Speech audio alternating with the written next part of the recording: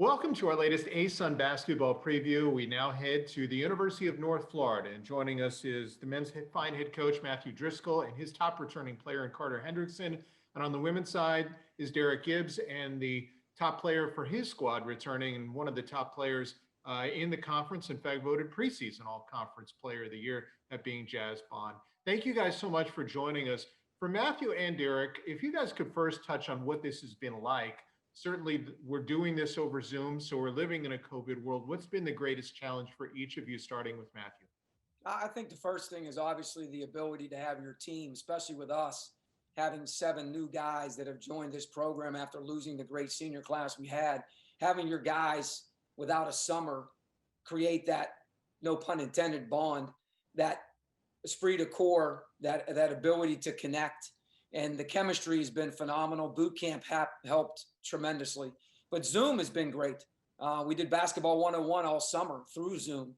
And now, as we move into this reality of being together and then, of course, playing soon, a couple weeks down the road, I think the transition has been great. And I think the one thing about kids, young adults or kids, I was a fifth grade elementary teacher, is they're resilient and they understand change way better than adults. So I think it's been about as flawless as it could be. Derek, how about for you? Yeah, I would agree. I think for us, same thing. We got a lot of new faces. We got eight new players coming in, and just trying to figure out how to integrate the new players with our returners and trying to be creative and find the best way to do that. We spent a lot of time on Zoom during the summer and getting that done. The other thing is just the evaluation process of trying to figure out, you recruit all these players and bring them in, but trying to figure out exactly how quickly will they transition to what you're trying to get done. And you really get a feel for that when they're here, and not having a summer really slowed that process down. But similar to Coach Driscoll, we got here, hit the ground running. Our young ladies have been great. They've been really resilient in reference to their approach to things and being cognizant of what the challenges are, but staying on task and staying focused with what we have to get done. And been really proud of that. And our new players have transitioned well. And a lot of that has to do with our upperclassmen taking leadership roles and helping them transition. So it's been it's been difficult from a standpoint of just managing, but it's been good. It's gone well.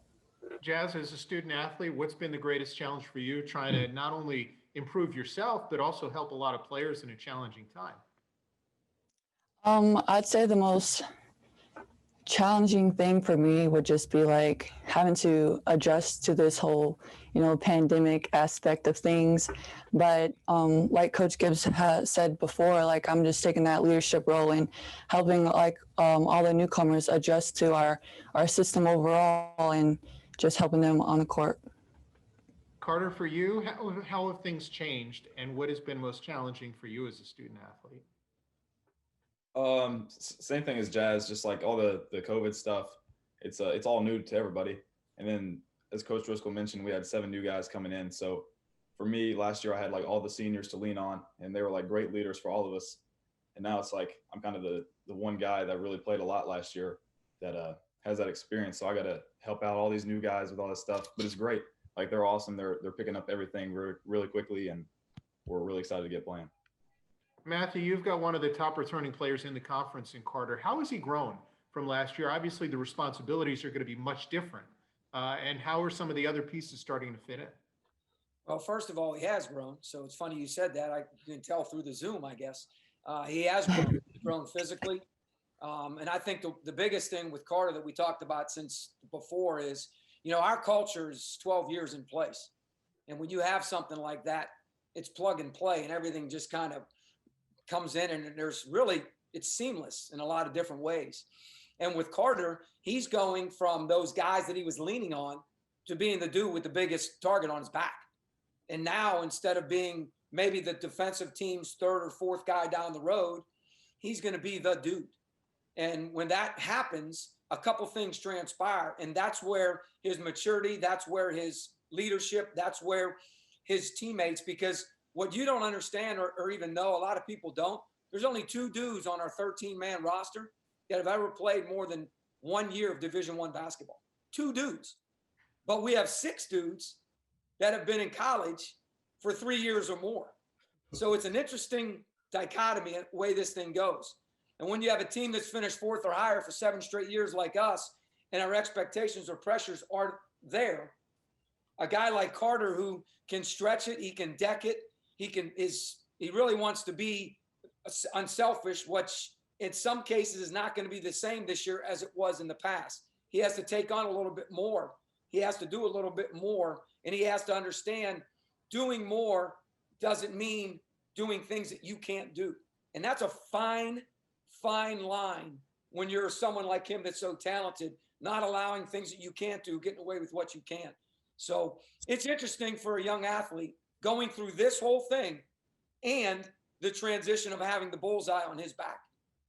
No question. And Derek, in contrast, where Matthew's program has had, this level of success over the last years, you're building toward that. So what does it mean to the program to have a preseason conference player of the year and defensive player of the year in Jazz? And what does it say about what you're building? I mean, I think it kind of goes into what Coach Driscoll said to Jazz earlier. It's the coaches vote on that. And so, we feel it happening here internally, but when you can get that, when you can get the recognition or have that being seen by your peers within the league, coaches voting, they see the success, they see the growth, they see what we're doing here. I mean, that means a ton. And, and so we're excited about it. And actually, I read something the other day, when you have that type of success or have that type of recognition, it can make you complacent, or it can kind of make you hungrier. And I feel like this group's like hungrier, like they're excited about it. But I think we're actually, excited to prove that it means something and that we are doing it, because obviously it does, the numbers, I should say the voting it doesn't matter that much when it comes to the end all be all. We got to go out there and perform. And so that's the biggest challenge of it all. But we're excited about that and looking forward to it. Jazz, a lot of work is been very hard to do at times during this whole pandemic. So how do you think you've improved your game from last year, and how do you hope to take it to another level once the games start?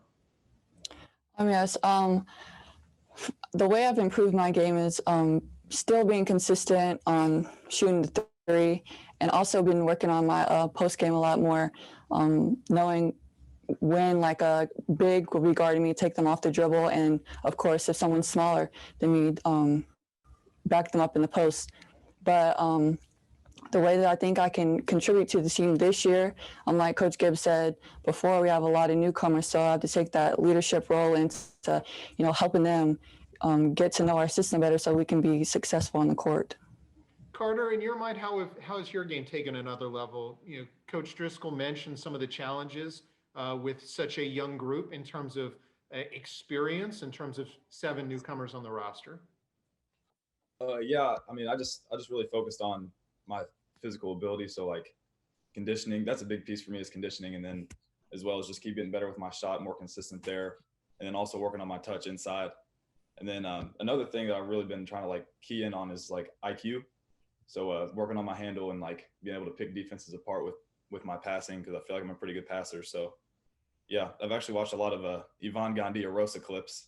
Because he was a beast coming off of those things.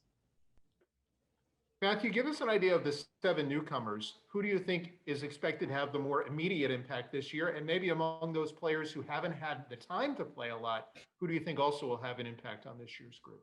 When you look at what I said earlier, as far as the experience, we're not young, we're just inexperienced. And when you win 3 championships in the last 6 years, regular season, and you're one of only 27 teams in America to do that, when you bring these kids in, their expectations are extremely high as well, too. And let's not forget, there's some pieces that were already here that participated that are going to get a much bigger role now. And when that role presents itself, we always tell the guys this, like, everybody wants this and everybody wants that. And then they maybe mutter to their teammate, or they mutter to their parents, or they whatever. And then when that thing presents itself, like Babe Lincoln says, I'll be prepared, perhaps my chance will come. Well, you better put up or get to the back of the bus. And, so because of that, guys have really done a great job. Josh Endicott, Ryan Burkhart, Dorian James. I mean, those are guys that have really, really, really been on the floor that have elevated. Josh Endicott, obviously, at the end of the year was playing as well as anybody in the league. Could be possibly a defensive preseason player of the year. And then Emmanuel Adedoyan, here's an interesting statistic. Emmanuel Adedoye and Jose Placer, who, by the way, sat out last year. So there's 8 guys that really are part of that. In the last 7 years, 234 straight games. In the last 7 years, 234 straight games. We've had 2 dudes play 32 minutes a game at the lead guard spot. Dallas Moore, greatest scorer in Florida Division I basketball history, and Ivan Ganderosa. 2 dudes. So they've been they've been driving a Lamborghini now for 7 straight years. So Jose and EA, they got a lot on their plates. And when you look at our young guys, our average height's 6'6", the tallest team we've ever had. Our length is ridiculous. Our ability to handle, dribble, pass, and shoot is at an all-time high. We've got a 6'10" kid who was 6'4" in 9th grade. Carter was 6'1" in 9th grade. So taller guys that can handle the rock and can share the sugar. So October is perception, but we know March is reality. And I'm super excited for this blend, for this mixture, and for us to get on the floor. Because remember this too, you can't play against anybody else in the preseason. There's no scrimmages. There's no private deals. And for the women's case, in some places it's even different too. They don't have quite what they usually have had before against who they play against on a daily basis. So the non-conference is going to be really, really, really important for our growth and for our inexperienced to become experienced. On that end, Derek, you've got some transfers that you're trying to mix in from some very good programs, Georgetown, Rhode Island, Temple. How have those kids acclimated themselves to these challenging times where you don't have as much time with them initially? Yeah, they've been great, honestly. Their personalities fit our culture very, very well. And that's made it a seamless transition, to be honest with you. You got Erin, who's from Rhode Island, and she brings length and an ability to shoot the ball at 6'2", and I think complements Jazz really, really well, allows her to be able to play in different spots. I think we can move her around a little bit more. I think our size overall is going to be a tremendous asset for us from top to bottom. And then when you look at Marissa's from Temple. We're still not sure what her situation and whether or not she's going to play or not. But just having her on the floor and her experience, her ability to shoot the ball, she's played at a high level, has had a lot of success. And she'd just be an added bonus if she's eligible to play. And we hopefully will know that in a couple weeks or so. And then the other transfer is who am I missing? Tatiana.